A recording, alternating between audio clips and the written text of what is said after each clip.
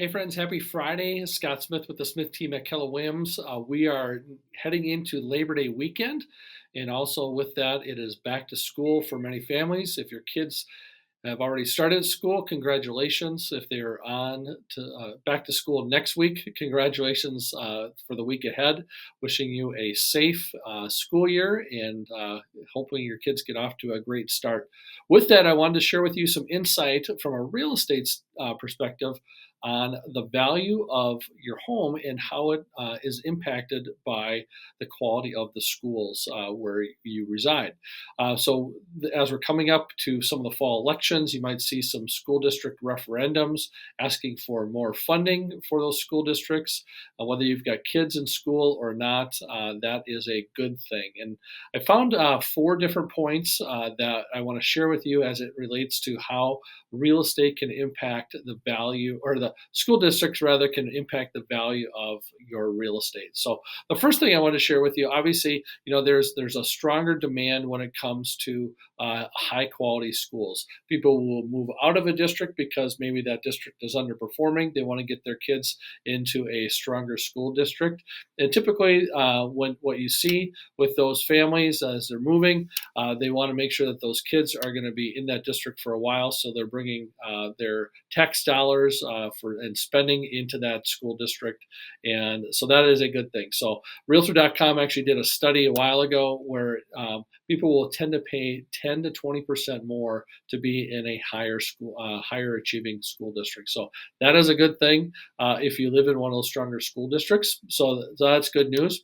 The other thing that is impacted is there is obviously a strong demand for people to get into those school districts. So that increased demand means faster sales. Faster sales could potentially mean multiple offers. Supply and demand 101, that will drive up the prices and have a positive impact on prices as well. So that is point number 2. Point number 3, there's also kind of an economic ripple effect. And I thought this was an interesting point just to share with you, because as we see some of those tax dollars go back into the schools, we might be paying a little bit more in tax money, but the schools are investing back within the community. And where are those?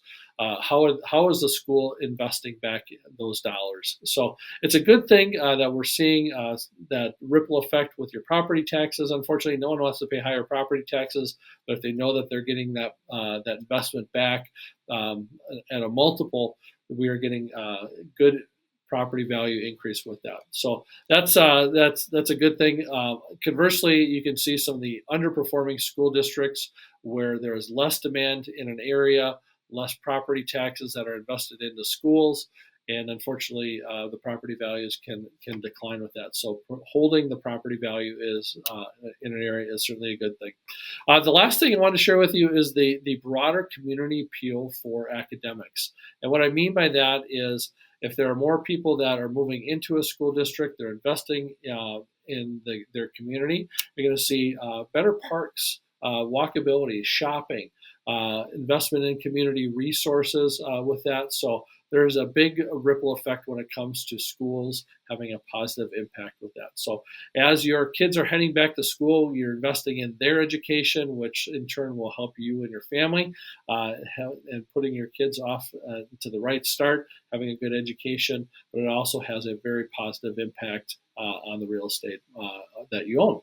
So with that, I want to wish you and your kids and your family well wishes going back to school, and hopefully this is some good information that you can share with some people. But you know that your tax dollars are hard at work in investing back into the schools in a positive way.